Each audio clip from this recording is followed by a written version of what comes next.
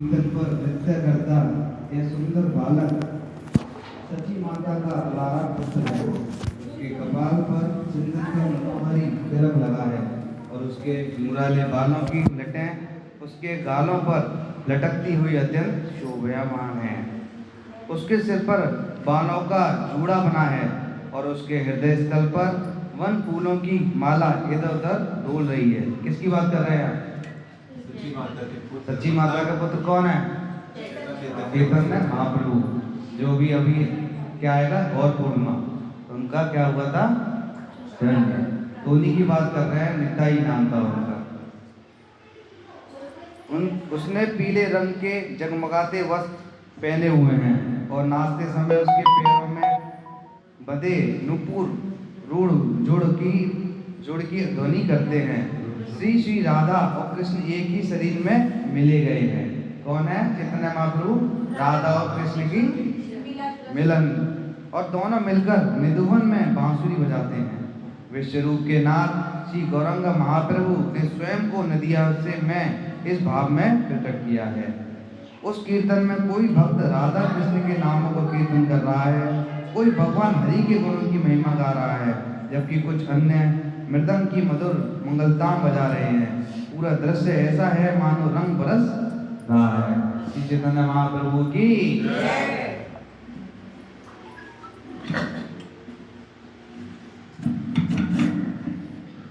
तो यहाँ पर बात कर रहे थे चैतन्य महाप्रभु। कौन कौन जानता है चैतन्य महाप्रभु को? पहले नाम सुना है किसी ने? जिसने नहीं सुना हो वो कौन है? चैतन्य महाप्रभु कौन है? सबको पता है चैतन्य महाप्रभु?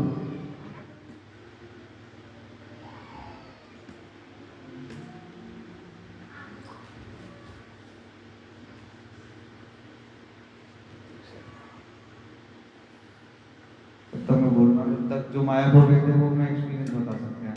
ज्योति माता जी, आपका क्या एक्सपीरियंस था मायापुर जाने का? बहुत बढ़िया, चारों तरफ भक्ति भक्ति। क्या सीखा वहाँ से? नहीं पाया नहीं थी, बस भक्तों का संग बहुत अच्छा लगा। ये चीज सबसे बेस्ट है कि जहाँ भक्तों का संग हो ना तो वहाँ बढ़िया लगता है। बहुत सारी क्लास इसके सुंदर गोपाल प्रभु जी ने भी ली थी, वहाँ से कुछ बहुत सौम्यता, इतनी सौम्यता है, उनमें मन करता है कि वो बोलते रहे और हम सुनते रहे। बस सुंदर गोपाल प्रभु जी की ये चीज बेस्ट लगती है। वो इतना मतलब जितना भी उन्होंने बोला ना, चिढ़ते नहीं है। ऐसा नहीं लगता कि उनका लेक्चर बस खत्म हो जाए, ऐसा लगता है वो बोलते रहे और सुनते रहे। टाइम का पता चलता है उनके लेक्चर में। तो मायापुर जाने की मतलब मैं भी फर्स्ट टाइम गया था।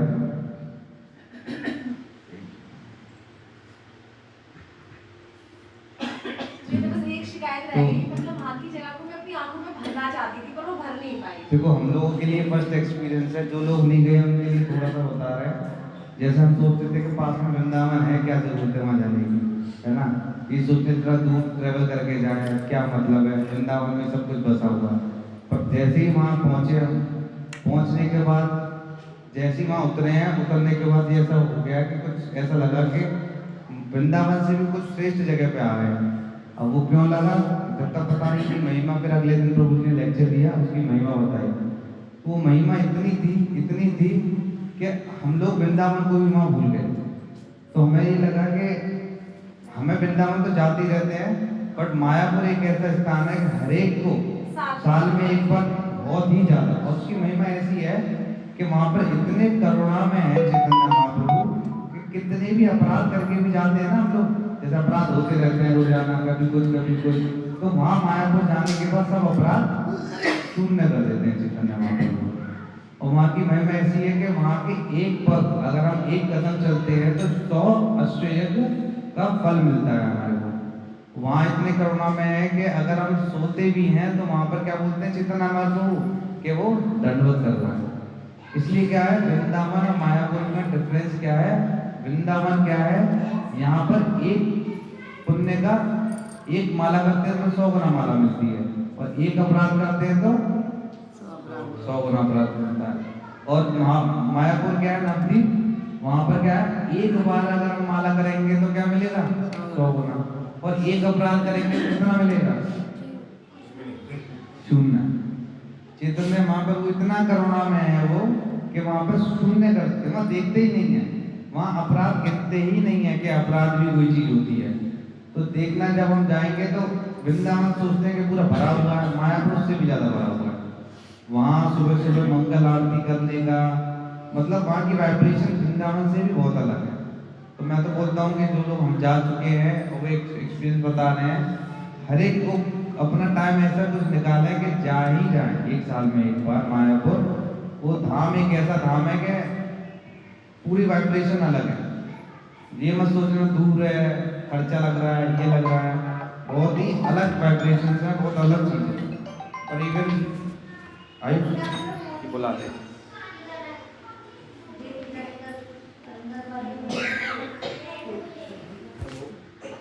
पहले हम एक बार मंगलाचरण करेंगे करने से। ओम अज्ञानतिमिरान्धस्य ज्ञानाञ्जनं शलाकया चक्षुरुन्मीलितं येन तस्मै श्रीगुरुवे नमः। शीतैर्दम्यमनोभीष्टं स्थापितं येन भूतले स्वयं रूपकदा मह्यं ददाति च परान्तिकम्। वन्देऽहं श्रीगुरो श्रीयुतापदकमलं श्रीगुरुन् वैष्णवांश्च श्रीरूपं साग्रजातं सैगडरघुनाथं तं सजीवं साद्वैतं सावधूतं परिजनसहितं कृष्णचैतन्यदेवं श्रीराधा कृष्णपादां सैगललिता श्रीशाखावांश्च। हे कृष्ण करुणा सिन्धो दीनबन्धो जगत्पते गोपेश गोपिकान्ता राधाकान्त नमस्तुते। तप्तकाञ्चन गौराङ्गी राधे वृन्दावनेश्वरी विश्वानुसुते देवी प्रणमामि हरिप्रिये। वाञ्छाकल्पतरुभ्यश्च कृपा सिन्धुभ्यैव च पतितानां पावनेभ्यो वैष्णवेभ्यो नमो नमः। जय श्री कृष्ण चैतन्य प्रभु नित्यानंद श्री अद्वैत गदाधर शिवासादि गौर भक्तवृंद। हरे कृष्णा कृष्णा कृष्णा हरे हरे, हरे राम राम राम हरे हरे। नमो विष्णुपादाय कृष्णप्रेष्ठाय भूतले श्रीमते भक्तिवेदांत स्वामिनिति नामिने। नमस्ते सरस्वते देवे गौरवाणी प्रचारिणे निर्विशेष शून्यवादी पाश्चात्य देशकारिणे। हरे कृष्णा। तो हमारे बीच में दो नए भक्त भी जुड़े हैं, तो उनका हम सब लोग हरे कृष्णा नाम बोल के स्वागत करेंगे। हरे कृष्णा कृष्णा कृष्णा हरे हरे, हरे राम राम राम हरे हरे। तो मैं चाहता हूँ कि प्रभु जी खुद अपना इंट्रोडक्शन दें। प्रभु जी। मेरा नाम रोहित गौतम, मैकेनिकल इंजीनियर। अभी मेरी पोस्टिंग वेस्ट बंगाल में सिलीगुड़ी। मैं वसुंधरा माता जी एक मिनट, ये भी बड़े भाई प्रभु जी कहाँ पे पोस्टिंग है? वेस्ट वेस्ट बंगाल में। हम भी वहीं से ही आ रहे हैं, हमारे से सिलीगुड़ी में। तो पहले एक बार प्रभु जी मेरे को यहाँ मिले थे पार्क में, तो जब मैं माला कर रहा था तो ये भी थोड़े बहुत कनेक्टेड थे। तो एक दो माला जब करते थे तो मैंने पूछा मेरे से आप कितनी करते हो? बोले 16। मैंने कही 16। तो मुझे पता चला अगली बार कौन आया था, मैंने कहा आप कितनी कर रहे थे? 16। तो इतना ज़्यादा मोटिवेट थे कि जब से वो कनेक्टेड है और मेरी बात भी होती रहती है। और अभी पोस्टिंग वेस्ट बंगाल में, पर यहाँ पर आए हुए हैं होली पर, इसलिए उन्होंने वो संग देना। सुबह मंगल आरती में भी वो आए थे। प्रभु जी के लिए हरी वो सुबह 5 बजे प्रभु जी एक फोन पे ही सीधे मंगल आरती में भी आए। तो हम आगे का कार्यक्रम स्टार्ट करते हैं। जो हमारा टॉपिक है, कौन बताएगा टॉपिक का नाम क्या है? इसका साइलेंट कर दो फोन। आज बिल्कुल भी सिर्फ हम चर्चा करेंगे इसी की, और कोई भी चर्चा बीच में कोई डिस्टर्बेंस नहीं, कुछ नहीं, कोई कुछ नहीं बोलेगा। जो भी होगा क्वेश्चन आंसर भी लास्ट में लेंगे, सब कुछ लास्ट में हम लोग उसको करेंगे। गृहस्थाश्रम में आजीविका, जैसे क्या है, अभी हम सब लोग किस कौन से आश्रम में हैं? गृहस्थाश्रम में। हमारे को 4 तरह के आश्रम बताए हैं। पहला क्या है? संन्यास हाथ ऊंचा करके, हाथ ऊंचा, एक एक करके। पहला कौन? ब्रह्मचारी। दूसरा हाथ ऊंचा करके गृहस्थ। थर्ड वानप्रस्थ। फोर्थ संन्यास। तो 4 आश्रम बताए हैं हमारे को, और इन चारों आश्रम का क्या पर्पस है? ये चारों आश्रम का पर्पस क्या है? जिस भी आश्रम में है उसमें अच्छे से वो करने से भगवान की भक्ति करता है। भक्ति पहला करता आश्रम में तो सब लोग बोलते हैं जी ब्रह्मचारी तो भक्ति कर सकता है, गृहस्थ कहाँ से कर? गृहस्थ तो कमाएगा, इन सब चीजों में पड़ा रहेगा, माया में लगेगा, इधर उधर करेगा, उसके लिए तो ये सब नहीं है। या तो सन्यासी कर सकता है भक्ति, या कौन करेगा? ब्रह्मचारी करेगा। वही जिसमें काम नहीं है ब्रह्मचारी है, वही तू कर, ऐसे सोचते हैं। और जो लोग हैं जिनको पता नहीं है वो सोचते हैं ब्रह्मचारी है, काम नहीं, शादी नहीं, कुछ नहीं, कर ले भाई भक्ति कर ले। कि सन्यासी क्या बूढ़ा बाड़ा हो गया, चल भैया सन्यास ले ले और भक्ति कर ले। इसलिए क्या जो गृहस्थ में होता है वो क्या करता है? भैया ये उम्र नहीं है भक्ति की, कब है? जब थोड़े दिन बुजुर्ग हो जाएंगे, मुंह में दांत नहीं और पेट में हाथ नहीं, पैरों से पूरा नहीं जाए, तब क्या करेंगे? भक्ति करेंगे। इसलिए क्या है, गृहस्थ का मैनुअल है।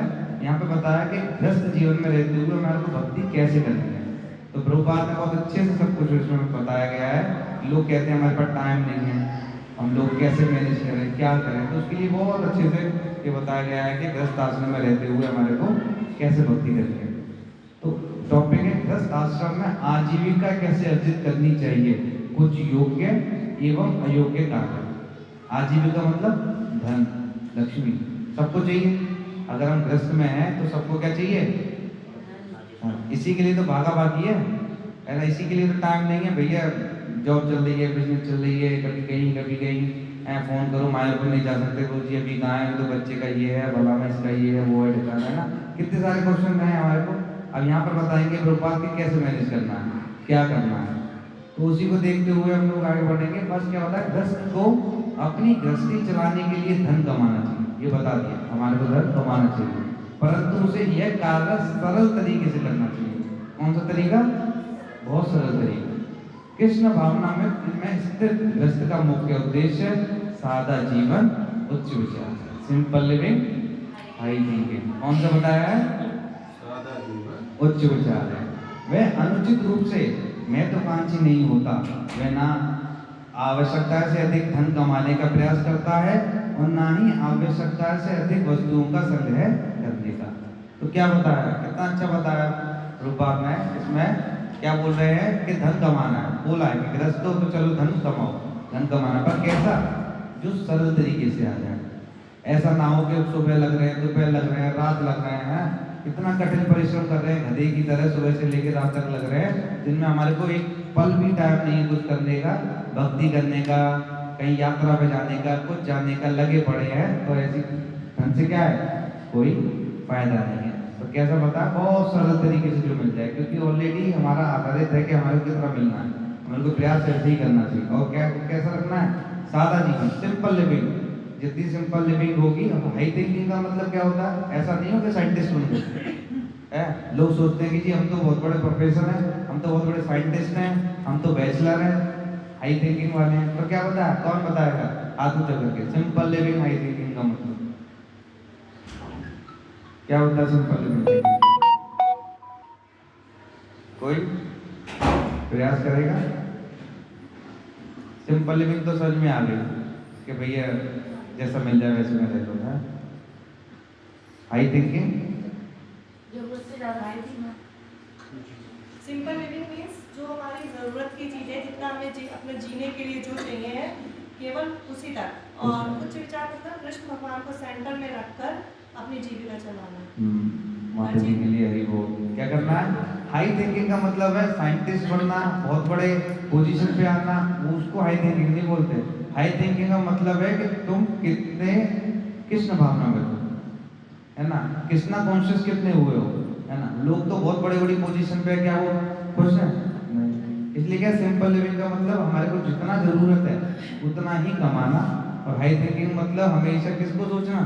भगवान को सेंटर में रखना और भगवान की बातों को, उनको फॉलो करना, भगवद गीता को फॉलो करना। तो ये क्या होती है?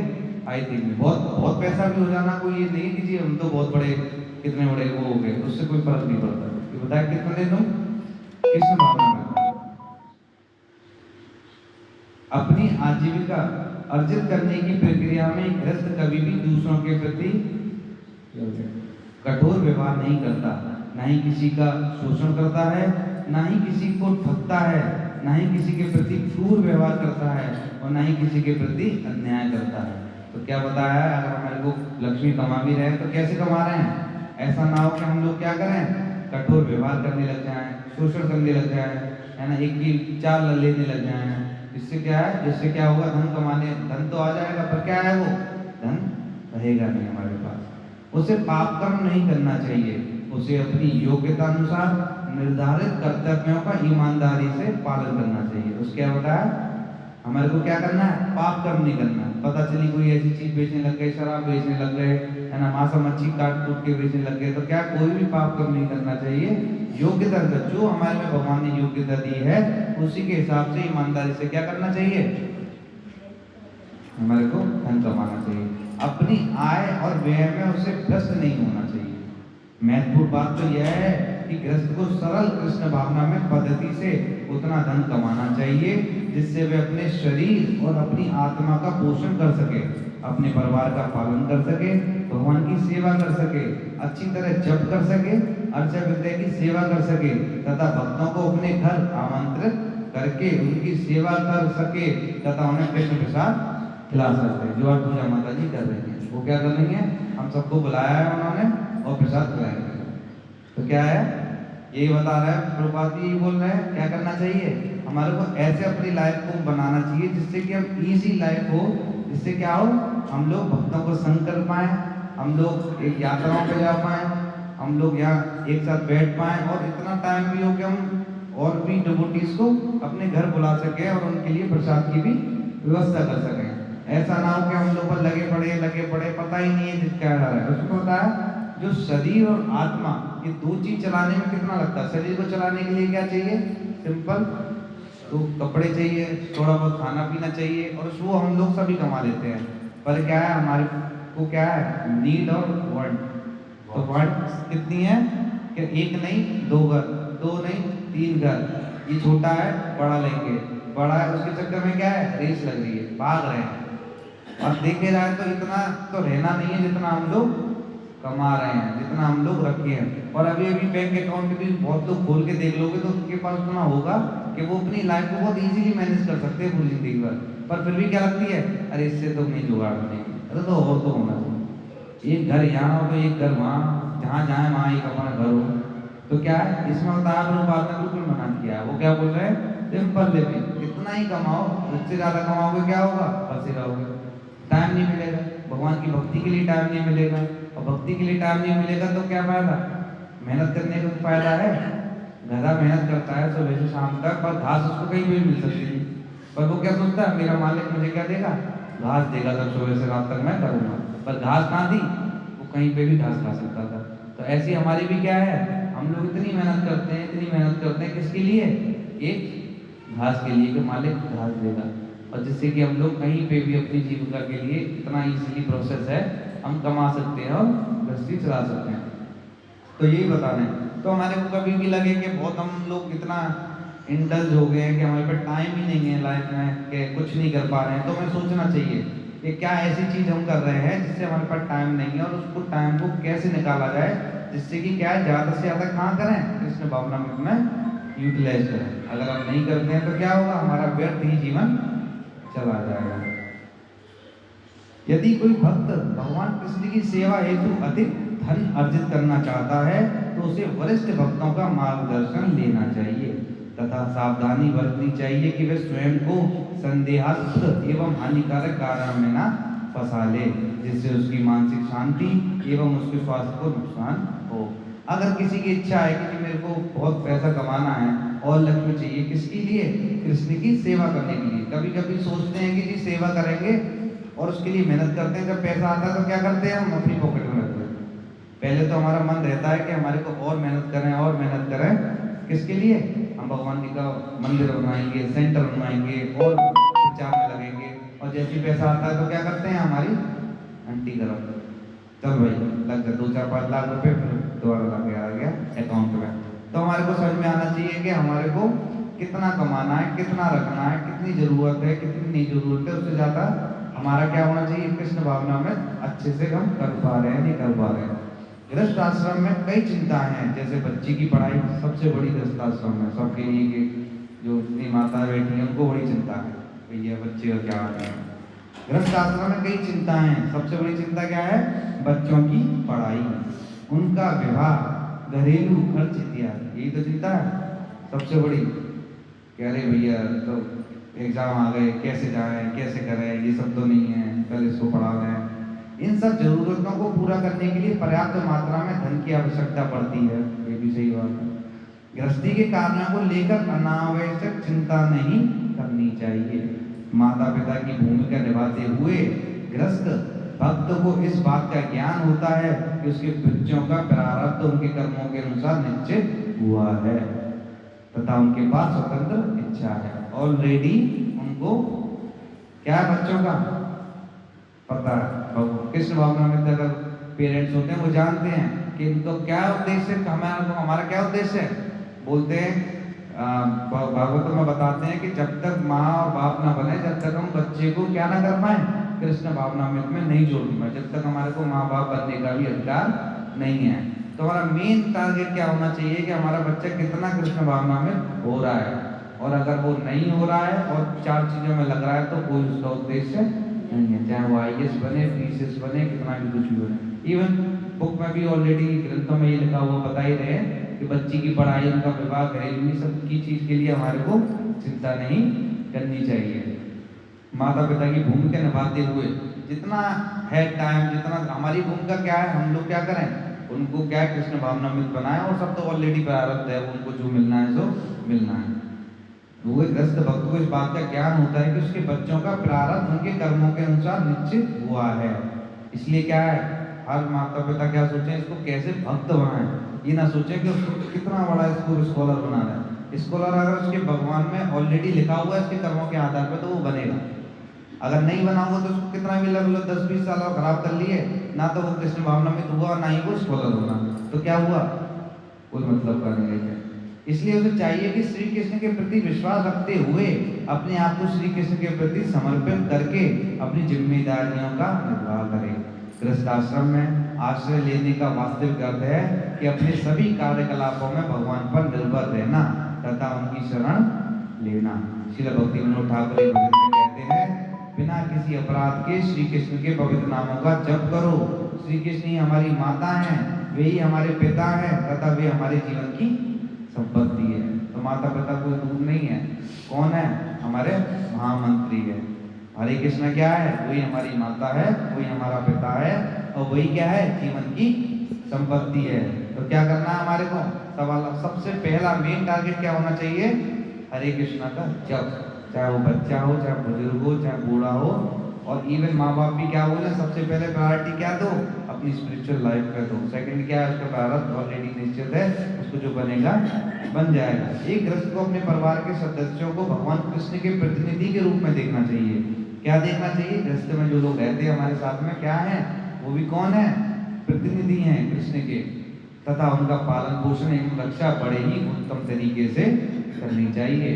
आंतरिक रूप से उसे समझना चाहिए कि यह श्री कृष्ण का ही परिवार है। हम लोग परिवार में रहते हैं, 4 लोग, 5 लोग, 6 लोग, तो हमें क्या सोचना चाहिए, ये सब क्या है, कृष्ण का परिवार है।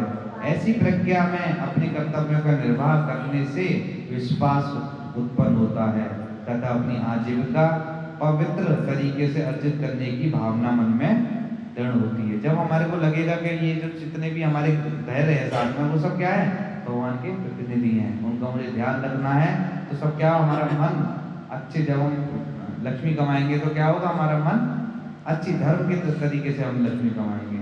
एक गृहस्थ किस प्रकार से वैराग्य का पालन कर सकता है, अपने बच्चों, पत्नी तथा घर से वैराग्य का अर्थ यह नहीं है कि उनके प्रति हमारी कोई भावना ही ना रहे। ऐसा ना हो कि जी मैं तो सन्यासी हो गया हूँ, अब मेरी कोई भावना नहीं है, ऐसा नहीं होता।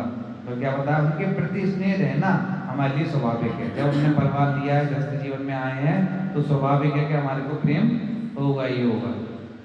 परंतु यदि वे हमारी भक्ति में सहायक नहीं है तो हमें उनके प्रति आसक्ति नहीं रखनी चाहिए। अगर क्या है वो तुम्हारे को सपोर्ट नहीं करते हैं भक्ति में, चाहे माँ बाप हो, चाहे पति पत्नी हो, एक दूसरे को कोई सपोर्ट नहीं करता है, तो क्या है उनके प्रति आसक्ति नहीं रखनी चाहिए। ऐसा शास्त्र बता रहे हैं, मैं नहीं बता रहा हूँ, यहाँ बोल के लग रहा है।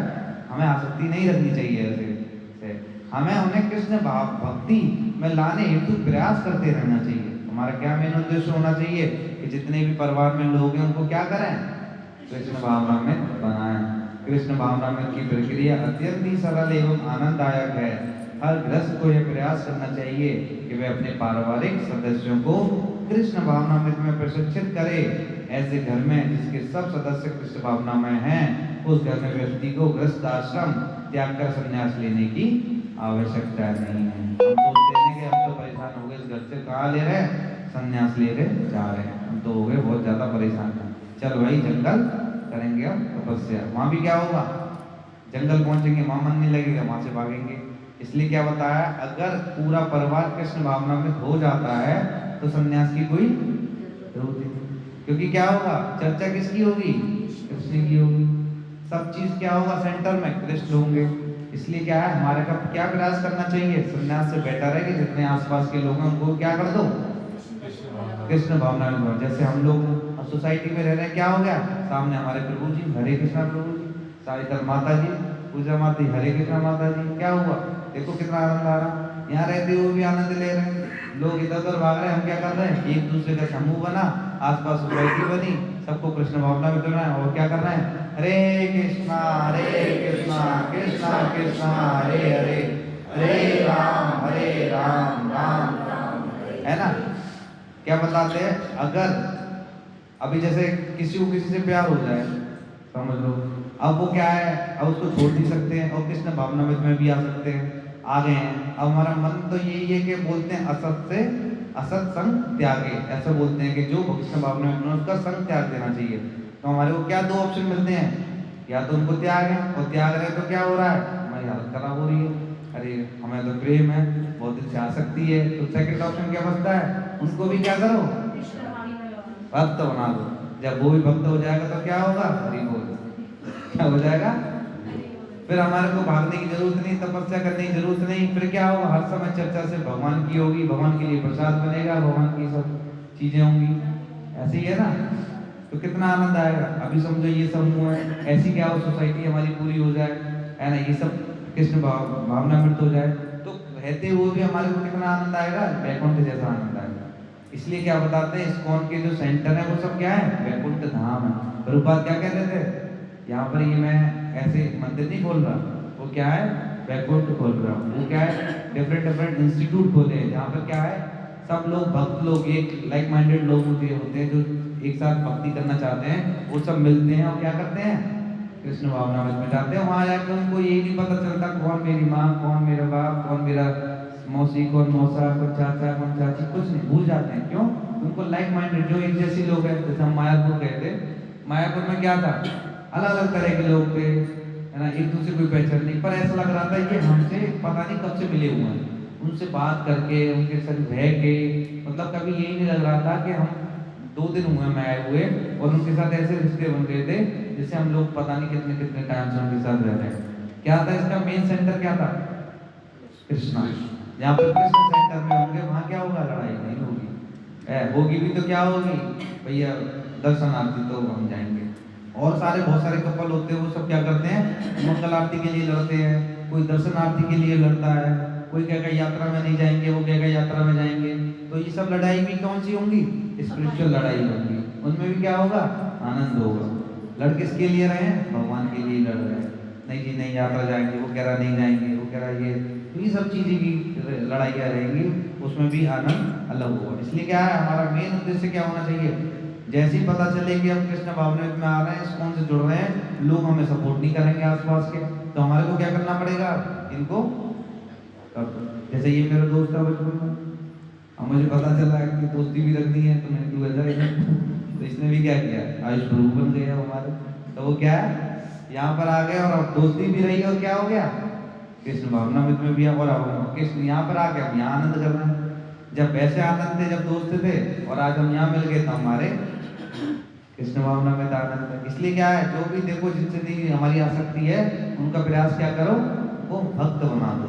घर में भी लगे कि अरे नहीं भक्त ये हमारे को नहीं करने दे रही, वो नहीं करने दे रहा, ये नहीं करने दे रहा, तो प्रयास क्या करो, बना दो उनको भक्त, और उसके बाद आराम से अपनी भक्ति करो। सेकंड है दान देना। गृहस्थ आश्रम का एक पवित्र कर्तव्य है दान देना, है ना। दान देना चाहिए नहीं देना चाहिए, पक्का। दान देना क्या बताया, एक गृहस्थ आश्रम का एक पवित्र कर्तव्य। हम कोई बहुत बड़ा काम नहीं करते हैं कि जी हमने तो दान दिया, हमने तो मंदिर के लिए तो आपको 2-4 लाख रुपए दिए थे, तो कोई बहुत बड़ा काम नहीं किया। ये क्या बताया, गृहस्थ आश्रम में आप आए हो तो आपका ये कर्तव्य है।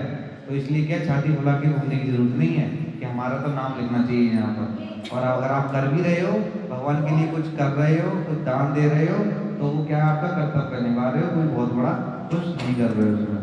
दान देने एवं अतिथियों का सत्कार करना गृहस्थ आश्रम को अत्यंत पवित्र बनाते हैं। एक दान देना और अतिथि जो भी घर में आए उनका सत्कार करना क्या है, वो एक गृहस्थ आश्रम का कर्तव्य है। अन्य 3 आश्रम पूर्णतः आध्यात्मिक प्रगति के लिए हैं। कौन से 3 आश्रम बचते हैं गृहस्थ आश्रम के बाद, उसमें क्या होता है, हम लोग आध्यात्मिक उन्नति, क्योंकि ब्रह्मचारी है तो वो क्या है, वो पैसे कमाने नहीं आएगा बाहर। अगर वो पैसे कमाने आएगा तो क्या हो जाएगा, वो भी हरि बोल हो जाएगा, वही माया में फंस जाएगा। इसलिए क्या है, ब्रह्मचारी को क्या सेफ रखा जाता है, गृहस्थ उनका पालन पोषण करता है, दान देता है। और थर्ड क्या है हमारा, वानप्रस्थ में भी क्या बोलते हैं, भैया मियाँ बीवी बच्चे जाओ और क्या करो, भक्ति करो। तो उनके पास भी पैसा नहीं, तो उनका भी क्या है, गृहस्थ ही उनका कर्तव्य है कि उनकी पालन पोषण का ध्यान रखे। और संन्यास में क्या होगा, सन्यासी भी क्या है, वो भी नहीं पैसे कमाता है ना, उनको भी कौन ध्यान रखेगा, गृहस्थ ही ध्यान रखेंगे। परंतु गृहस्थ बाकी 3 आश्रम को दान देने से अत्यधिक प्रगति कर सकता है। और प्रगति के लिए एक और चीज बताई, वो क्या है, अगर हम दान देते हैं और इन तीनों आश्रम का ध्यान रखते हैं तो हमारी क्या होगी, आध्यात्मिक, देखो लिखा हुआ देने से आध्यात्मिक प्रगति कर सकता है। इसलिए अगर कभी कभी देखते हैं कि बहुत बड़े बड़े लोग आते हैं तो उनको दान मांगा जाता है, क्योंकि वो लोग भक्ति में इतना उच्च नहीं है। तो बड़े बड़े VIP लोग आते हैं, उनको बोलते हैं चलो आप दान ही दो, और दूसरे वाले दरवाजे से आपको दर्शन करा देते हैं। तो लोग कहते हैं इस्कॉन के अंदर बड़ा ये हुआ है, मतलब कोई बाहर से आया ज़्यादा पैसा देंगे तो करा दिया, पर आप अगर इसके अंदर आप सच्चाई देखोगे तो उनको, क्योंकि वो कहीं भक्ति नहीं कर सकता, उसके पास दान है, लक्ष्मी है, तो इसलिए क्या उसको भी कहीं ना कहीं कृष्ण भावना में जोड़ना चाह रहे हैं। और उसको ईगो है कि हाँ जी मेरे को सम्मान मिलना चाहिए, तो उसको सम्मान के लिए क्या हुआ, VIP एंट्री करा दी कि चलो वो भी एटलीस्ट कुछ कृष्ण भावना में लगे। देने से अत्यधिक प्रगति कर सकता है। अन्य 3 आश्रम को भोजन, वस्त्र, आश्रय इत्यादि समस्याओं के बोझ से बचाने के लिए यह व्यवस्था की गई है। अगर उनको भोजन नहीं मिलेंगे, वस्त्र नहीं मिलेंगे, रहने की समस्या रहेगी, तो वो क्या कर पाएंगे, उन्नति नहीं कर पाएंगे। अगर वो उन्नति नहीं कर पाएंगे तो हमारे को कौन अध्यात्म पढ़ाएगा। अभी सोचो हम, मैं बोलूँ इसलिए सुंदर गोपाल प्रभु जी जो हमारे को पढ़ाते हैं, वो हमसे बोले प्रभु जी अब आप कमाओगे, तो वो क्या कमाएंगे, तो फिर क्या होगा, वो सब कमाने में लगेंगे, तो हमारे को कौन पढ़ाएगा। इसलिए क्या है, जो ब्राह्मण होता था उसका क्या काम होता था, पठन और पाठन, वो पढ़ता था और पढ़ाता था। इसलिए क्या है कि हमारे को जहाँ भी सन्यासी दिखे, जहाँ भी वो दिखे, ब्रह्मचारी दिखे, वानप्रस्थ दिखे, तो हमारे को सपोर्ट करना चाहिए उन लोगों को, जिससे कि वो इजीली अपनी आध्यात्मिक उन्नति में प्रगति कर पाए और हम भी उनसे कुछ ले पाए। यही गृहस्थ आश्रम है कि आंतरिक शक्ति एवं सुंदरता है, यह एक आशीर्वाद है। भगवद गीता में भगवान कहते हैं कि दान सही चेतना अर्थात सतोगुण में सही व्यक्ति को सही समय पे तथा सही स्थान पर देना चाहिए। ऐसा ना हो कि जी कहीं भंडारा चल रहा है और उसमें दान दे दिया। हमारे को क्या रहे, सतोगुण में दान देना चाहिए। 3 तरह के दान बताए हैं, तमोगुण, सतोगुण और रजोगुण। और हम सोचते हैं कि जी हम तो देखो वहाँ पर जहाँ जब जाता हूँ ना, तो वहाँ पर एक बाबा रहते हैं, तो उनको मैं 100-200 रुपये दे देता हूँ, जैसे मैं भी पहले करता था। जब हम दे देते हैं, हम भी लगता है कि बहुत भाव में आ जाते हैं, 100-200 रुपये लगा देते हैं, और बाद में क्या होता है, वो 100-200 से क्या लिए, रात में गया बहुआ लगा दिया। क्या हो, हमारे को तो हमने तो अपना काम कर दिया जी। देखो हमारा को चाहे वो कुछ भी करे, हमने तो उसको पैसे दिए, उसने मांगे, हम सोचते हैं कि हम नहीं करते। पर ये सब ना, ये हमारे शास्त्र बताते हैं कि बहुत सोच समझ के दान देना चाहिए। अगर आपने दान ऐसी जगह पे दे दिया और उसमें गलत यूज कर लिया तो उसका पाप किसको लगेगा, हमें लगेगा। इसलिए क्या है, बहुत सोच समझ के दान देना चाहिए, कहाँ पैसा देना है, कहाँ लक्ष्मी देनी है, कहाँ नहीं देनी है। तो सत्वगुण में दान देना चाहिए, जहाँ पर क्या हो, दान कैसी जगह पे लगे, कृष्ण भावना में, आंदोलन में लगे। अगर वो कृष्ण की सेवा में नहीं लगता दान, तो वो सब दान क्या है, तमोगुणी या रजोगुणी दान है। इसलिए क्या है, हमारे को बहुत सोच समझ के दान देना चाहिए। गृहस्थों को नियमित रूप से मंदिर में यथाशक्ति दान देना चाहिए। ये भी क्या है, अगर हमारे को मंदिर में दान देते हैं तो हमारे को बहुत छाती फुला के नहीं घूमना चाहिए। वो कर्तव्य है कि अगर हम लोग सेंटर चला रहे हैं, हम लोग सब मिलके कर रहे हैं, एक दूसरे की सपोर्ट कर रहे हैं, दान दे रहे हैं, तो हम बहुत बड़ा काम नहीं कर रहे हैं। ये हमारा कर्तव्य है, हम जो निभा रहे हैं। इसलिए क्या है, सबको आगे बढ़कर क्या करना चाहिए, इस आंदोलन में लगना चाहिए। और तन मन धन, जिसके पास धन है वो धन दे, जिसके पास मेहनत कर सकता है वो मेहनत करे, और जो कुछ पढ़ सकता है पढ़ा सकता है वो पढ़ाए। इसलिए क्या, तब से तन मन धन से हम लोग क्या करेंगे, इस आंदोलन को आगे बढ़ाएंगे और हम सपोर्ट कर पाएंगे। कृष्ण भावना की प्रारंभिक अवस्था से ग्रस्तों को इस गुण का पालन करना चाहिए। कुछ भक्त सोचते हैं कि पर्याप्त मात्रा में धन कमाने के बाद ही वे दान देंगे, ऐसा है ना। वो कहते हैं कि जी अभी हमें 2-4 लाख रुपए हुए, एक बार 10-15 लाख रुपए हो जाए, चलो आपको दे देंगे।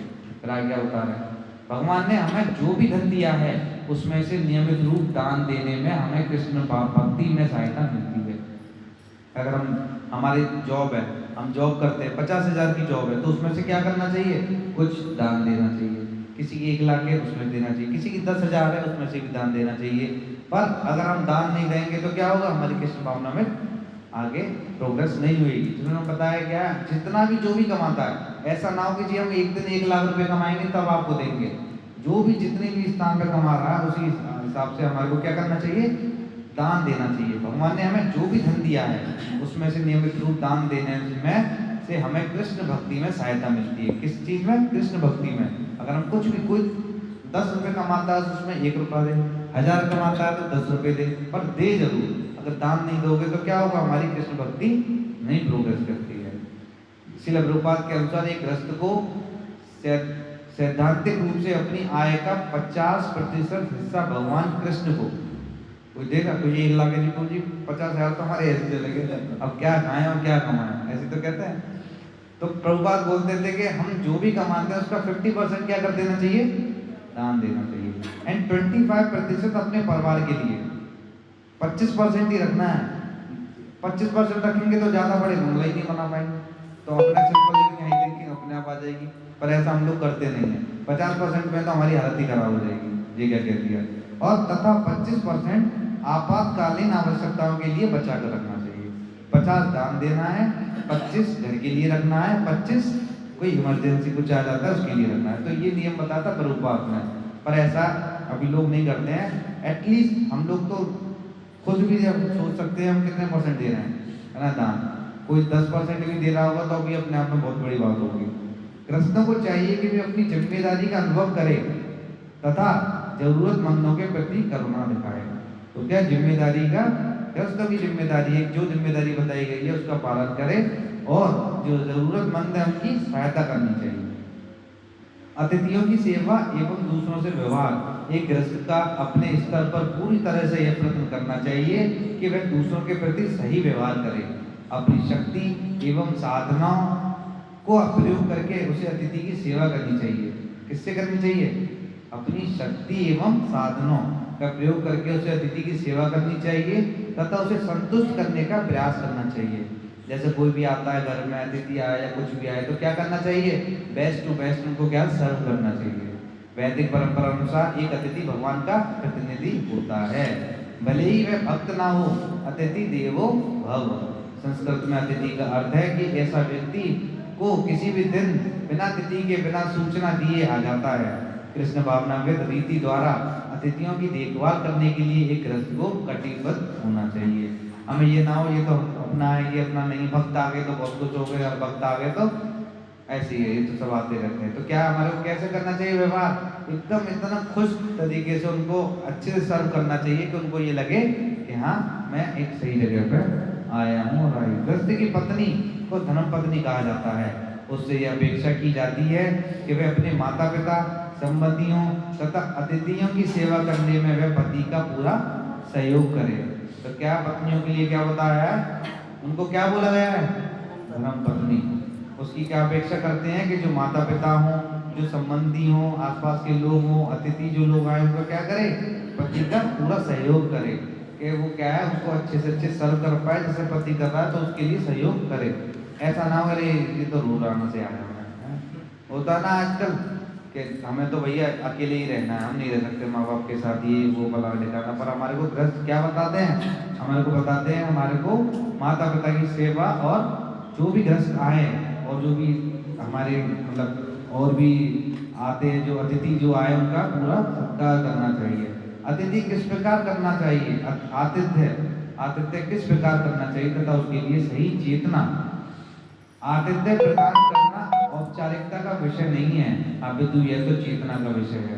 ऐसा नहीं है कि हमने बहुत कुछ खिला दिया, ये कर दिया, पर क्या होना चाहिए? हमारी चेतना कैसी होनी चाहिए? कृष्ण भावना में चेतना होनी चाहिए। हमारे को क्या लगे कि हमारे घर पे कौन आया है? भगवान के प्रतिनिधि आए हैं। अगर ये चेतना होगी तो क्या होगा? हम उनको अच्छे से सर्व कर पाएंगे और उनको भी कृष्ण भावना में बना पाएंगे। अतिथि को लगना चाहिए कि उसका हृदय से स्वागत हुआ है, उसको भी लगे कि मेरा बहुत अच्छे से हृदय से स्वागत किया गया है। एक गृहस्थ को इस बात का पूरा ध्यान रखना चाहिए कि अतिथि उसके घर से असंतुष्ट ना जाए। ये सब ध्यान रखने वाली चीजें क्या है? ये ध्यान रहे कि असंतुष्ट ना जाए कोई भी अगर घर से अतिथि आ गया।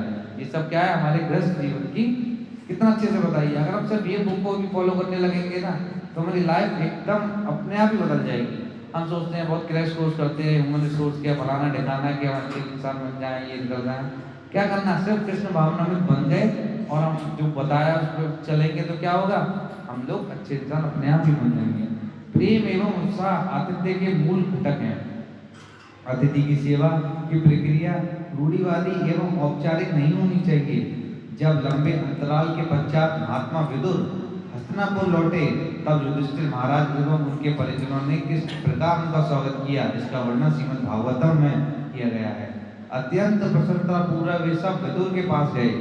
कैसे उनका किया था ये बताया गया है। अत्यंत प्रसन्नता पूर्वक वे सब किसके पास गए? विदुर के पास गए। मानो उनके शरीर में पुनः प्राणवायु का संचार हो गया है। वो उन्होंने एक दूसरे को झुककर प्रणाम किया तथा गले लगकर उनका स्वागत किया। उत्कंठा तथा लंबे समय तक उनसे दूर रहने के कारण स्नेहवश वे सब रोने लगे। उसके पश्चात महाराज युधिष्ठिर ने उनके बैठने रहने तथा स्वागत की व्यवस्था की। विशिष्ट भोजन का आस्वादन तथा पर्याप्त विश्राम करने के पश्चात विदुर जी आसन पर आकर बैठे। उसके पश्चात महाराज युधिष्ठिर बोलने लगे तथा उपस्थित सब लोगों ने उन्हें सुना। कितना अच्छे सत्कार किया, उनको बेस्ट टू बेस्ट चीजें दी। और फिर क्या है, जब उनसे बोलने लगे तो सब लोग सुनने लगे। जब वो आए उनको बैठाया, उनसे जब वो उन्होंने अपना कुछ जो एक्सपीरियंस शेयर कर रहा हो ऐसे ही बैठे और वो लोग सब सुनने लगे। श्रील प्रभुपाद अपने तात्पर्य में लिखते हैं कि युधिष्ठिर महाराज स्वागत करने में अति दक्ष थे। युधिष्ठिर महाराज क्या करते थे? बेस्ट टू बेस्ट स्वागत करते थे जो भी आता था, चाहे वह उनके परिवार के सदस्य ही क्यों ना हो। गले मिलकर तथा दंडवत प्रणाम करके परिवार के सब सदस्यों ने विदुर महाराज का अच्छी तरह से स्वागत किया। तत्पश्चात उनके स्नान तथा विशेष भोजन के साथ पर्याप्त विश्राम का भी प्रबंध किया गया। विश्राम के पश्चात उन्हें बैठने के लिए आरामदायक आसन प्रदान किया गया और फिर महाराज युधिष्ठिर उनके साथ पारिवारिक तथा अन्य विषयों पर चर्चा करने लगे। अपने प्रिय मित्र का या फिर शत्रु का भी स्वागत करने की यह सर्वोत्तम विधि है। भारतीय संस्कृति के अनुसार एक शत्रु का स्वागत भी इस प्रकार होना चाहिए कि उसे किसी भी प्रकार के भय की अनुभूति ना हो। एक शत्रु सदा ही अपने शत्रु से भयभीत रहता है, परंतु यदि हम अपने घर में उसका स्वागत कर रहे हैं तो उसे तनिक भी भय नहीं लगना चाहिए। इसका अर्थ है कि किसी भी व्यक्ति का स्वागत अपने परिजनों के समान होना चाहिए। फिर विदुर जैसे परिजन के विषय में क्या कहा जाए, वे तो उनके पूरे परिवार के सुचिंतक थे। अतिथि को परमात्मा का अंश मानते हुए सच्चे प्रेम और भक्ति से आतिथ्य अर्पित करना चाहिए। भगवद गीता में भगवान श्री कृष्ण कहते हैं, यदि कोई प्रेम एवं भक्ति के साथ मुझे एक पत्ता, पुष्प, फल या पानी अर्पित करता है तो मैं उसे स्वीकार करता हूँ। इस प्रकार से प्रेम और भक्ति से अर्पित सेवा को भगवान स्वीकार करते हैं और अतिथि जो भगवान का प्रतिनिधि है उसकी भी सेवा उसी चेतना में करनी चाहिए। दुर्योधन ने श्री कृष्ण को भोज के लिए आमंत्रित किया, परंतु वे उसके घर राशि भोज के लिए नहीं गए। उसके स्थान पर उन्होंने अपने भक्त विदुर के घर जाकर उनके द्वारा अर्पित सादे भोजन का आनंद लिया। कैसा लगा? बहुत अच्छा था। कितना अच्छे से बताया है, एक एक चीज ऐसे वर्णन की गई है कि हमें कहीं से 10-20 बुक 100 बुकों को भी अगर ढंग से लेके आए, उनसे भी हम नहीं निकाल सकते सब चीज़ों को। सब क्या चीज़ें हैं ये सब भगवद्गीता भगवत से ली गई है। इतने अच्छे से बताया गया है कि गृहस्थ में रहते हुए कैसे कमाना है, कैसे रहना है, कैसे स्वीकार करना है, कैसे दान देना है, हर चीज़ बताई है। पर हम लोग सब क्या है, सुनते हैं और खत्म। हम लोग फिर क्या करेंगे, किसकी दौड़ में चले जाएंगे, माया की दौड़ में। फिर और पैसा और चीज़ें, इससे क्या होगा, इतने से नहीं होगा, इससे नहीं काम चलेगा। और सब अगर अपना बैंक अकाउंट खोल के देखेंगे तो इतने तो है सबके पास कि अपनी जीविका का निर्भर कर सके। कितना करना, शरीर और आत्मा का पोषण। शरीर के लिए खाना पीना रहना, और आत्मा के लिए क्या है, ज्ञान और विज्ञान। इससे क्या है, हमारे को शास्त्र पढ़ने हैं और भगवान का हरे कृष्णा नाम करना। सिंपल इतना है। उस अगर इतना करें और उसके बाद जो टाइम बचता है भगवान की भक्ति में लगाते हैं, क्या होगा फिर, आनंद का सागर, एकदम आनंद आ जाएगा। पर अभी क्या है, बहुत कोशिशों से बुलाते हैं, करते हैं, आते हैं, है ना। इसलिए क्या हमें क्या करना चाहिए, ऑलरेडी कब क्लास है, कब आना है, क्या चीज़ है, ये सब चीज़ें हमारे को खुद जब अंदर से आवाज आएगी ना तो रुक नहीं पाएंगे घर पर, फिर भागेंगे। हमारे को संग चाहिए। यहाँ संगीत है, हम कितना अच्छा संग कर रहे हैं। सब क्या हो रहे हैं, एक एक करके सब संग कर रहे हैं, यात्रा कर रहे हैं। अभी 7 अप्रैल की यात्रा, कौन कौन चलेगा, मायापुर कह रहा हूँ, मुझे मायापुर जाना है। हापुड़ में रथ यात्रा है, इसलिए सुंदर गोपाल गुरु जी के अंडर गाइडेंस में है, वो आएंगे और वरिष्ठ वैष्णव लोग आएंगे वहाँ पर। हापुड़ रथ यात्रा है, सुबह जाके शाम को लौटना है। 7 अप्रैल संडे। सब लोगों ना ऐसा मत सोचो कि अरे टाइम निकलेगा नहीं। हमारे को मन में एक बार बना ली ना, चाहे कुछ भी हो जाए। मैं भी अपनी जब जो मायापुर गया हूँ ना, अपनी जॉब को ऐसे रख के गया हूँ तो मुझे पता नहीं थी जॉब बचे नहीं बचे। पर मेरे को एक याद आया था जब इसके सुंदर गोपाल गुरु जी ने अपना ये बताया था कि जब उन्होंने बोला था कि एक भक्त से पूछा था कि गुरु जी मैं मायापुर जाना चाहता हूँ और मायापुर जाने पर मेरा मैनेजर रोक रहा है। तो उन्होंने बोला कि आप एक काम करो, आप आ जाओ और जो होगा देखा जाएगा। तो उसके बाद में पता क्या चला, जब 3-4 दिन 5 दिन के बाद वो गया, उसने कहीं जब तो मेरी जॉब गई, वो उसको बहुत डर लग रहा, मैं तब तो हुआ आया। और लास्ट में उसको 4-5 दिन गया तो उसको क्या हुआ, वो 4 दिन तो मैनेजर भी गायब था। तो ये सब क्या है, भगवान की शक्ति है। ऐसे ही मेरे साथ भी था कि मेरे को भी ये था, यार लैपटॉप लेके गया, पता नहीं क्या होगा क्या नहीं होगा, और अगले दिन तो बिल्कुल नेट भी नहीं चल रहा, कुछ भी नहीं चल रहा। जब मैंने देखा उसको खोला तो मेरा मैनेजर भी छुट्टी पे था, तो मैंने भी छुट्टी डाल दी। मैंने कि ये भी छुट्टी, मैं भी छुट्टी। 3 दिन के बाद खोला तो कोई दिक्कत नहीं, कुछ नहीं, सब एकदम सही चल रहा था। इसलिए इतना ज़्यादा भगवान के कारण में तो नहीं लेना चाहिए। और दूसरों में लो अरे बच्चे का ये फलाना दिखाना, बच्चे को पढ़ के भी क्या इतने, अरे बहुत बड़े मार्क्स ले आएगा तो कौन सा ऐसा बहुत बड़ा 3 मार्क्स लेगा है। अगर तुम्हारा ये सब ये नहीं है, ये यात्रा इतनी मुश्किल से मिलती है, सब कुछ मिलता है, और अगर ये चला गया तो फिर कुछ नहीं मिलेगा। एक बार कृष्ण भावना में अगर हम लोग इधर उधर से निकल गए कैसे भी, कोना ये माया इतनी प्रबल है, अपने पास तो बहुत कम है। सोचो हमारे पास संघ कम है ना, मंदिर नहीं है हमारे पास, सेंटर नहीं है हमारे पास, और यही एक संघ है जहाँ हम यात्राओं से संघ कर सकते हैं। और सिर्फ बोलते हैं कि मात्र वरिष्ठ वैष्णवों के दर्शन से, कम से कम हमने 5-6 महाराज देखे थे, है ना। सिर्फ उनके दर्शन से, दर्शन मात्र से हमारे को इतनी वो मिल सकती है कृपा कि हम सोच नहीं सकते कि वो बच्चा वो कहीं से कहीं पहुंच सकता है अगर वो उनके दर्शन कर ले। तो सबसे बड़ी हमारे को ये ध्यान रहे कि भगवान से ऊपर कोई नहीं है, भगवान से ऊपर एग्जाम देने वाला भी नहीं है, एग्जाम करवाने वाला भी नहीं है। तो सारी व्यवस्था अगर वो हो सके, पहले पूरा 100% करें, 1-2% कहीं लग रहा है तो हमारे को वो करना चाहिए। कहते हैं साधु संग सर्व शास्त्र गए, और लव मात्र साधु संग सर्व सिद्धि होए। क्या है, अगर लव मात्र सिर्फ आज जो हम जपकते हैं, अगर इतना भी संग किसी साधु का मिल जाए तो क्या होगा, सारी सिद्धि सब कुछ हमारे को क्या हो जाएगी। इसलिए क्या है, दृढ़ विश्वास होना चाहिए कि मैं कृष्ण भावनामृत में आ गया हूँ, अब जो होगा सो होगा, देखी जाएगी। ऐसे बहुत सारे भक्त थे जो जिनके बच्चों के एग्जाम थे, जिनका बहुत कुछ था, तो सब लोग भी आ रहे थे, कर रहे थे। जब पहुँचे, वो पहुँचने के बाद जब उनका जो एक्सपीरियंस था वो एग्जाम में भी नहीं कुछ हो सकता। अब भगवान चाहे तो उस एग्जाम भी इतना अच्छा करा दें कि उसकी बुद्धि में बैठ के खुद कुछ भी करवा दो। इसलिए क्या है, वो देखते हैं ना, माता जी नहीं, बात नहीं करनी है। अब ये तो सोच लो डिसिप्लिन लगा दिया जाएगा अब की बार चार्ट, अगली बार से क्लास में सिर्फ बातें नहीं होंगी, सिर्फ क्या होगा, हाँ, तो जी बना के रहेंगे 100 रुपीज फाइन। फिर कलेक्शन से क्या होगा हमारा, और प्रचार करेंगे और अच्छा प्रसाद पाएंगे। क्योंकि ये वक्त ये 1-2 घंटे हमारे को बस करने के, और हम अपनी चर्चा तो बाद में भी करेंगे।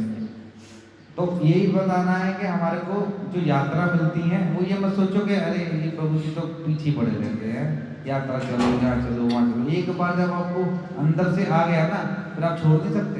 फिर आप ये कहोगे क्या कर रहे हो भैया जी, यात्रा वात्रा क्यों नहीं करते, कुछ कहीं ले चलो, कहीं चलो।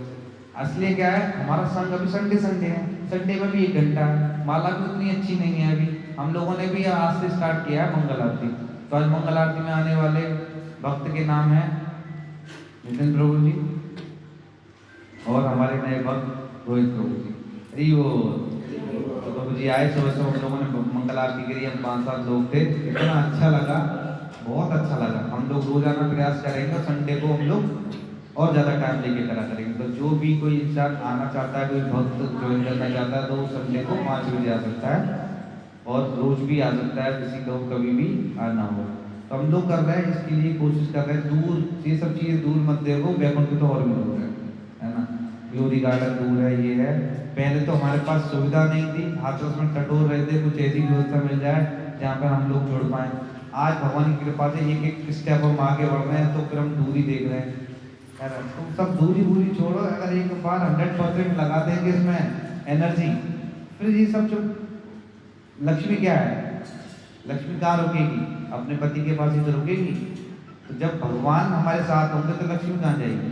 हम लक्ष्मी के लिए तो भाग रहे हैं, सबसे ज़्यादा भाग कहाँ रहे हैं भैया, लक्ष्मी के लिए भागते हैं। और अगर गोविंद के लिए भागने लगे तो लक्ष्मी अपने आप आएगी, पत्नी थोड़ी नहीं छोड़ेगी अपनी पति को। इसलिए क्या करना चाहिए, हमारा बेस्ट प्रैक्टिस क्या होनी चाहिए, गोविंद की पूजा, गोविंद को भजो। गोविंद को भजेंगे तो क्या होगा, सब चीज़ अपने आप आने लगेगी। तो सब लोगों से विनम्र निवेदन है कि आप सब लोग इतनी यात्रा का भी हिस्सा बनो और आप सब लोग भी आनंद में। आप देखोगे ना, जो बड़े बड़े वैष्णव से मिलेंगे हम लोग, उनकी कृपा मिलती है। इतना ये थोड़ी चलेगा और आ गए, ऐसा नहीं होता, कृपा मिलती है। हम मायापुर गए, महाराजों के दर्शन हुए, सब कुछ हुआ, प्रसाद हुआ, महाप्रसाद लिया, सब कुछ लिया, वो सब कृपा में वो पता नहीं चलती है। अरे मायापुर जाके 4-5 दिन में कौन सा ऐसा कुछ हो रहा है, यहाँ पास में वृंदावन है, किसी दिन हो आएंगे, ऐसा नहीं होता। साधु संघ का बहुत बड़ा महत्व है। जब 250 लोग जब जाते हैं ना एक साथ, और सबका एकदम एक एनर्जी होती है, एनर्जी क्रिएट होती है सब लोगों के, और एक सब हर टाइम हमारा वही था, हरे कृष्णा, जहाँ देखो झोली माला, अरे कोई क्या कर रहा है, भक्ति कर रहा है। मैं गोलगप्पे वाला भी झोली डाल के घर बैठा हुआ था, और वो भी गोलगप्पे खिला रहा था, हरे कृष्णा कर रहा था। तो वहाँ का लाइफ भी कैसी थी, मायापुर में भक्तों ने ही दुकान खोल रखी थी, बहुत बड़े कैंपस के अंदर। वो अपना सुबह मंगल आरती करते थे, अपना ये भगवत क्लास करते, भगवत गीता की क्लास करते थे, भागवतम क्लास करते थे, और वो माला करते थे। उसके बाद अपनी शॉप पे जाते थे, शाम को फिर आरती में आते थे, और आरती में आने के बाद अपनी भगवत गीता क्लास करते थे, वही 2 घंटे के लिए आ जाते थे, 9 बजे बंद करके, और फिर अगले दिन मंगल आरती के लिए आते थे। वो लाइफ थी उनकी। इसमें क्या था, लक्ष्मी भी कमा रहे थे और क्या कर रहे थे, भगवान का भजन भी कर रहे थे। इसलिए हमारे को ऐसी व्यवस्था बनानी चाहिए जहाँ हम लोग ये सब कर पाए। हम लोग बहुत जल्दी पीछे हट जाते हैं, अरे कोई काम, हमारे को पता नहीं कब कितना जीवन में पैसे के लिए इतना भागे। सॉरी मैं चेक करूँगा। इसलिए अभी चलो मायापुर तो दूर है, वृंदावन का कुछ ऐसा हम कर सकते हैं कि मंथली हम प्लान करें, और वृंदावन में इतनी सारी जगह है, आपको पता होगा कि वहाँ पर एक एक करके हम पहले पास में जो हमारे हैं जहाँ इजीली जा सकते हैं उसको एक्सप्लोर करें, है ना। 1 महीने में एक प्लान तो हमारा निश्चित है। होली के बाद से हम लोग 1 महीने में इकट्ठा हो गए। ऐसा नहीं कि प्रभु जी मैं तो हो आया हूँ, माता जी कह रही है मैं तो हो आई हूँ, ऐसा नहीं चलेगा। हम सब साथ रहेंगे तभी हम लोग एक दूसरे की सपोर्ट कर पाएंगे भक्ति में, नहीं तो क्या होगा, कोई कभी जा रहा है कोई ऐसे नहीं जाना। अगर बोलते हैं अथॉरिटी के साथ चलेंगे, मतलब मैं कोई अथॉरिटी नहीं हूँ, इसको सुन लो गोपाल गुरु जी, अगर हम अथॉरिटी से कनेक्टेड रहेंगे तो हम लोग भक्ति में प्रोग्रेस कर पाएंगे, नहीं तो नहीं कर पाएंगे। हमारी अथॉरिटी क्या कह रही है उस हिसाब से चलेंगे, ये भक्ति का रूल है, गुरु शिष्य का यही रूल है। अगर इंजन डिब्बे से कनेक्ट होगा तभी चलेगा, और इंजन अलग है डब्बा अलग है तो नहीं कुछ, कोई पाबंदी मिलेगी उसे। इसलिए क्या है, ऊपर से हमारे को जो मिलता है कि ये करना है तो हम उसी हिसाब से करते रहेंगे ना। वो बोलते हैं, बोलने के साथ कृपा देते हैं कि आप ऐसे बोलो। इसलिए क्या है, महीने में एक बार हम लोग सब साथ चलें और वहाँ जाके अपना जो हम लोग करेंगे, मंगल आरती कर पाए, मंगल आरती, दर्शन आरती और सत्संग कर पाएंगे, हम लोग बना सकते हैं महीने में एक बार। पर अगर हम अपने मन से चलेंगे तो हमारा मन तो क्या करेगा, किसी दिन कभी बहुत मन लगता है, बहुत अच्छा किसी दिन करने में, किसी दिन नहीं करता, किसी दिन क्लास आने का मन करता है, किसी दिन नहीं करता, ऐसे तो होता है। अगर थोड़ा 1% ये मौका मिल जाए कि चलो आज छोड़ो, तो फिर क्या लगेगा, छोड़ो, चलो अब एक हफ्ता छोड़ ही दो, कोई बात नहीं, अगले में आएंगे, है ना। क्योंकि मन ये क्या है, ये इतना चंचल है। अर्जुन जैसा इंसान ने भगवान पाला तो हम जैसा क्या है। इसलिए क्या है, बहुत प्रयास के साथ फोन कर करके प्रेशर बना के बुलाया जाता है, जिससे आप बचो ना बचो, मैं तो बचता हूँ इससे कि कुछ की हम बात करेंगे, कुछ करेंगे तो कुछ ना कुछ एटलीस्ट। इसलिए पर्पस भी अपना मंगल आरती का यही रखा कि चलो हम भी प्रॉपर उठ पाएंगे, हम भी अपना ये सब चीज़ें लग पाएंगे और थोड़ी और सेवा कर पाएंगे। तो थोड़ा सा जो पुराने भक्त हैं वो थोड़ा और सीरियस हों, नए भक्त हैं वो थोड़ा थोड़ा प्रयास करें, तभी हम आगे चीज़ों को ले पाएंगे। क्योंकि यहाँ भीड़ हमारे को इसलिए इकट्ठी नहीं करी है क्योंकि हमारे को क्या बनने हैं, लीडर बनने हैं। लीडर बनना, आगे आप लोगों को भी क्लास चलानी एक एक करके, तो उसी हिसाब से हम लोग जब करेंगे तो अच्छा। जरूर बात की। और किसी का कोई प्रश्न, अब आप बात कर सकते हो, प्रश्न पूछ सकते हो। कोई किसी का कोई प्रश्न, माता जी कोई प्रश्न? नहीं, उसी की कह रहे हैं, जैसे मंगल आरती हम नहीं आ सकते यहाँ पर, तो वैसे लाइव बैनर कर सकते हैं जैसे। लाइव तो लाइव ही है, सब जगह से लाइव चल रही है, मायापुर से भी लाइव चल रही है। हम इतने महीने से मायापुर की लाइव ही देख रहे हैं, पर उससे कोई फर्क नहीं पड़ा था। जब वहाँ गए हैं तब फर्क पड़ा है। तो लाइव में भी ना, तो फिर बैकुंठ में भी वही लाइव ही होगा। जैसे आप कर रहे हो तो जैसे ऑनलाइन, जैसे हम लोग फोन पे कनेक्ट हो जाए, अपने घर में कर रहे हैं। नहीं, आप एक दिन आ सको तो एक दिन, ये नहीं आ सको मतलब महीने में एक दिन बना लो, हफ्ते में एक दिन बना लो, जब भी मौका मिले। हाँ, तो आपने, मैंने तो अपने बचाव के लिए करा है, आप अपने बचाव के लिए भी करो। मतलब ये कि ये बहुत जरूरी है। अगर सुबह अगर मंगल आरती करेंगे तो बच जाएंगे 5 बजे। 5 बजे देखो, जो महाराज ने बताया हमारे को, वो बताया 5 बजे कि गृहस्थ को 5 बजे मंगल आरती करनी चाहिए। इसलिए क्या है कि सब लोगों को बचना है और बहुत सीरियस होना है, क्योंकि ये कोई ऐसा वो नहीं है कि चलो कभी कभार गए और वृंदावन के गोलगप्पे खाया है। ये भक्ति मार्ग कितना है, 5 से 5.5 आधे घंटे में हो जाती है। 5.5 से 7.5 आप वो करो, माला करो। तो एक रूल बनाओ और एक अपनी चेकलिस्ट बनाओ कि मेरे को इतनी भक्ति में आ गया हूँ, मैं भक्ति अब ये बुक पढ़ूंगा, मैं ये रीडिंग करूँगा, ये रीडिंग करूँगा, ये मैं चैंटिंग, अब मेरी माला इतनी अच्छी नहीं है उसको बढ़ाऊंगा। जैसा हम प्रयास करते हैं ना कि आज मैं 10 रुपये कमा रहा हूँ, कल 20 कमाऊंगा, फिर 100 रुपये कमाऊंगा, तो 2। अगर यही मेहनत अगर हम भक्ति के अंदर करने लग जाए, फिर देखो क्या रस आएगा, फिर आनंद आएगा। पर इससे हमारे को कुछ मिलता नहीं है ना, और जो मिलता है वो थोड़ा देर में मिलता है, क्योंकि क्या है, ये सब पेशेंस का मार्ग है। और किसी का कोई प्रश्न? माता जी एक दूसरे से बात कर रहे हो तो मुझसे बात करो, आप बताओ क्या प्रश्न है? ये कह रही थी कि पापा जी सुबह मंगल उसमें जाते हैं दिनम संकीर्तन में, तो मैं पहले से कहती हूँ कि वो मंगल आरती कर लिया करें सुबह। किसी को कुछ मत बोलो, किसी से कुछ मत बोलो, पहले खुद को बनो, है ना। सबसे पहले क्या है, आचार से प्रचार। हमारा खुद का अच्छा होगा तो दूसरों को कह पाएंगे। हम क्या है, दूसरों को उपकार करने चल देते हैं और अपना हालत वैसी खराब होती है। क्या होता है ना, दोनों आगे वाला तो पैर जमा नहीं है, पीछे वाला भी उठा दिया। इसलिए क्या है, खुद में पहले खुद में इतनी ताकत होनी चाहिए कि दूसरे का आप हेल्प कर पाओ। कीचड़ में कोई गिर जाए और हाथ देने लगे, खुद का भी हाथ कमजोर है तो वो आपका भी खींच लेगा। तो इसलिए क्या है, पहले अपना खुद को मजबूत बनना है, तब किसी से कहना है कि आप करो मत करो, ये ना करो। जिसको जो समझ में आ रहा है वो करने दो, आप मजबूत बनो। आप अपनी मंगल आरती स्ट्रॉन्ग करो, आप अपनी माला स्ट्रॉन्ग करो, रीडिंग करो, हियरिंग करो, और रीडिंग बहुत जरूरी है। जब तक रीडिंग नहीं हियरिंग नहीं होगी तो यही चलती रहेगी, 2-3 साल भी निकल जाएंगे हमारी क्लास में, पर वो सीरियसनेस जो आनी चाहिए तो भक्ति में वो आनी चाहिए कि नहीं जी मन ने गिरने तक की। वो प्रभुपाद के डिसाइपल्स कैसे थे, प्रभुपाद ने थोड़ी वो बोलते थे, मुंह से सांप लेते थे, तब तक तो भागते थे, इतनी उनके अंदर प्रबल वो थी भक्ति। वो सब क्या थी, उनका एक तो संग था, प्लस वो जो रीडिंग हेयरिंग करते थे वो 100% अपना।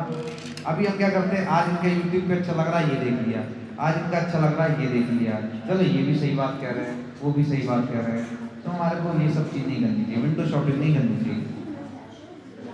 एक बात और मुझे भाई ये पूछते हैं, जैसे भगवत गीता पढ़ते हैं, एक ही श्लोक पढ़ते तो वो भी रीडिंग में काउंट होगा, हाँ। जब एक ही पढ़ते हो पर रीडिंग नहीं है। 1 श्लोक a day माया की सवे, एक श्लोक हमें को क्या करना है, पढ़ना ही चाहिए, चाहे समझ में आए या ना आए। वो भी रीडिंग है वैसे और reading- माला सबसे मेजर पार्ट तो माला हमारी खराब है। माला बहुत लोग अभी क्या है अच्छी नहीं करते हैं, माला को जितना अच्छे करें, मतलब मेरा भी है, हम लोग माला जितनी स्ट्रॉन्ग कर लेंगे ना तो जो रीडिंग हियरिंग है ना उनमें मन करने। अब देखो किस किस का मन करता है कि हम कुछ लेक्चर सुने रोजाना, और सुनते हो आप? सुनते हैं, कुछ ना कुछ तो लगा ही लेते हैं अपना, जैसे काम करते हैं सुनते रहते हैं। कौन सा लेक्चर? लेक्चर से अभी तो कुछ ये नहीं है कि जैसे कि अभी ऐसे तो नहीं है, लेकिन हाँ वृंदावन चंद्र दास जी हैं उनका सुनते हैं। हाँ, तो ये हमारे को पता है किस बात पे जाना है ना, किस बात को फॉलो करना है, कहाँ जाना है, किसके लाइन में ये चलना है, हमारा तो क्लियर है भैया, है ना। हमारे को ना अब टाइम जब हो जाएगा तो क्या है, हमारे को क्लियरिटी थॉट्स आनी चाहिए कि जी ये है, ये महाराज है, इनसे दीक्षा लेनी है, इनके थ्रू मेरे को चलना है, ऐसे फॉलो करना है, तो हमारा इजी हो जाएगा। नहीं तो क्या करेंगे, ये भी तो अच्छे लग रहे हैं, ये भी बड़ा अच्छा बोल रहे हैं, ये भी बड़ा अच्छा बोल रहे हैं। जैसे क्या होता है ना, जब शादी में पैसे उड़ाए जाते हैं ना तो पॉकेट में एक आदमी आता है, पता है ना, उसमें से ऐसी क्या होगा, जब विंडो शॉपिंग करते हैं ना ये वीडियो वो वीडियो, तो दिमाग में एक आदमी फिट होगी और नहीं होगी। ऐसे ही देखो कि पैसे तो बहुत उड़ रहे हैं शादियों में, जेब में एक ही आ रहा है। ऐसे हम लोग क्या कर रहे हैं, पढ़ तो बहुत रहे हैं और सुन बहुत रहे हैं, पर अंदर कुछ प्रॉपर नहीं आ रहा है। इसलिए क्या होता है कि प्रॉपर डायरेक्शन में प्रॉपर तरीके से सीक्वेंस वाइज अगर जाया जाता है तो हमारी ईजी हो जाती है भक्ति। नहीं तो क्या होगी, इस यही गुरु शिष्य परंपरा है और दूसरी कोई हम सोचे अपने मन से करेंगे तो नहीं होएगा। मतलब ये तो मैं खुद अपना एग्जाम्पल देख चुका हूँ, जब 10 लोगों से कनेक्टेड था तो भक्ति बिल्कुल ही खराब थी। अब एक जगह पता चल रही है कि कैसे जाना है तो थोड़ी सी बेटर है कि हाँ चलो कम से कम ये पता है हमारे। और कोई प्रश्न? और सबसे पहले हमें अपने को खुद करना है, दूसरे को किसी को शिक्षा देनी ही नहीं है। दूसरे से शिक्षा देने के चक्कर में ना हम लोग बड़े जल्दी वो बन जाते हैं, बहुत थोड़ा सा आया नहीं हम लोग क्या करने लगते हैं, शिक्षा देने लगते हैं। जैसे चैंटिंग ना जो सुबह हो जाती है ना, तो मुझे वो सुबह ही हो पाती है, शाम वाम भी तो बस कर लो, घसीटना है। बोला भी है सतोगुण में ही चैंटिंग करनी चाहिए। अगर आप खींच कांच के दोपहर में कर रहे हो, रात में कर रहे हो तो वो आएगी नहीं। आपका सोने का टाइम, उठने का टाइम बिल्कुल फिक्स। अगर 1 महीने भी ढंग से इसको फॉलो करेंगे ना, तभी हमें अंदर से कुछ प्रोग्रेस आएगी कि हम कुछ कर पा रहे हैं। नहीं तो क्या होगा, कुछ नहीं, कुछ हाथ नहीं लगेगा, टाइम निकल एक जाएगा। दिन 5 बजे कर रहे हैं, एक दिन 6 बजे कर रहे हैं, एक दिन 7 बजे कर रहे हैं। और माला बहुत ही अच्छे से, मतलब फर्स्ट प्रायोरिटी 100 काम छूट जाए तब हमारे को माला करनी है। ऐसा ना हो कि इवन माला के आगे कुछ भी नहीं है, चाहे कीर्तन हो, चाहे रीडिंग हो, चाहे हियरिंग हो, चाहे चैंटिंग हो, जब मंगला कुछ भी नहीं है। फर्स्ट प्रायोरिटी हमारी चैंटिंग है। अगर चैंटिंग अच्छी नहीं है तो हम लोग कितने भी बड़े, मैं भी यहाँ पे बहुत बड़ा प्रचारक बोलने लग जाऊँ, मेरी चैंटिंग अच्छी नहीं है और मैं अच्छे से नहीं करता हूँ तो मैं ज़्यादा दिन टिक नहीं पाऊँगा। यहाँ से 2-4 महीने 3-6-8 महीने में भी गायब हो जाऊँगा। ऐसी प्रभु जी भी अगर कीर्तन अच्छा कर रहे हैं ना, एक दिन भाव आ रहा है, अगर चैंटिंग उनकी बिगड़ी तो उनका भी भाव निकल जाएगा। ये सबके साथ है, जो जिसमें एक्सपर्ट है ना, ये सब भगवान से तो आ रहा है। और आप भगवान की जो क्या करते हैं, सेवा ही तो मांगते हैं। जब चैंटिंग करते हैं उनको सेवा नहीं मांगी और अच्छे से चैंटिंग नहीं हुई तो वो हमारा क्या है, जो स्किल है वो सब तो ये भी आध्यात्मिक अनर्थ है। हाँ, ये भी अनर्थ बताते हैं।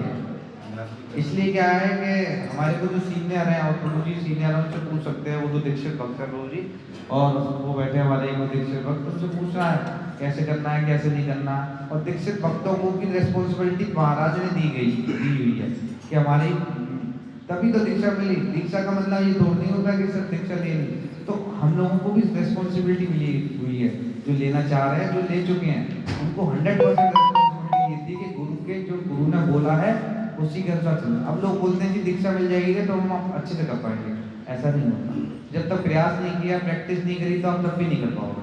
एक दिन दीक्षा मिलने के बाद भी इतना ईजी सा लगेगा, मिल तो गई दीक्षा, क्या है। अब तो 2-4 महीने, तो 2 साल पहले मिली थी गुरु जी, अब तो हो गई है। अब गुरु की बातें भूल गए, क्या बातें थी, क्या बोला था उन्होंने, क्या करना था। तो दीक्षा से पहले ही अपने आप को इतना स्ट्रॉन्ग बना लो कि दीक्षा का वेट ही मत लो। सोचो दीक्षा मिल चुकी है हमें अभी, तो इसलिए क्या है, हमारे को बहुत ध्यान से, बहुत गंभीर, भक्ति का मार्ग इतना भी इजी नहीं है कि बहुत बस खाओ पियो मौज करो। ये भी है, पर जो नए भक्त है उनके लिए है। पर आप लोग, हम लोग को टाइम हो गया थोड़ा थोड़ा चीज़ों को और अच्छे से प्रोग्रेस। और कोई प्रश्न है प्रभु जी? जितेश प्रभु जी सब बढ़िया, सब ओके चल रहा है। और प्रभु जी और किसी का कोई प्रश्न? सब बोल क्लियर? एक से गया दूसरे से निकला, सही लगी क्लास? कुछ समझ में आया? अच्छा, जो बताया बात की बुक्सों में वो सब मैंने दोहराया दोबारा, उससे लगा कि हाँ ये चीज़ें जरूरी हैं। तो मुझे फर्स्ट टाइम आया, आप लोग के एक्सपीरियंस से लगा भक्ति जरूरी है, ये सब चीज़ अच्छा लगा। आते रहोगे? आप यहीं रहते हो? अच्छा, आप यहीं रहते हो, आप वेस्ट बंगाल रहते हो। ये यूथ चाहिए हमारे को। मतलब हम सब लोग क्या है ना, बोलते हैं ना, भगवान को कौन सा फल अच्छा लगता है? ताजा। ताजा। जब पक जाएगा तो क्या करना है? आम पक गया है, वो उसमें से भी हल्का सा भी सुई मारी और निकल गया। तो क्या था, भगवान को भी कौन से फल अच्छे लगते हैं? एकदम ताजा। इसलिए क्या है, जब हम लोग ताजा हों, जब हमारी क्या हो, एज ताजा हो, जैसे ये सब बैठे हैं, इस समय भक्ति जब वो करेंगे ना तो एक अलग जोश होएगा। नहीं तो क्या, जैसे जैसे उम्र निकलेगी सब चीज़ जाएगी, डाउन होते जाएंगे। तो वो सब चीज़, इसलिए क्या है कि प्रभुपाद ऐसे लोगों को ढूंढते थे जो ताज़ा फल होते थे। तो ताज़ा फलों को जब ढूंढा तो उन्होंने क्या कर दिया, इतना बड़ा प्रचार कर दिया। तो आप आते रहो, अच्छा लगेगा हमें भी और आपको। और कुछ? और किसी का पीछे से कोई प्रश्न? आई तो सब ओके, सही चल रहा है? ये सब प्रभु जी सब एकदम बढ़िया। प्रभु जी आपको सब नहीं मिल रहा है, हम चाहते हैं आप करो। बस प्रभु जी हो गया, प्रसाद तैयार तैयार, प्रसाद प्रभु जी सब ओके। प्रभुपाद की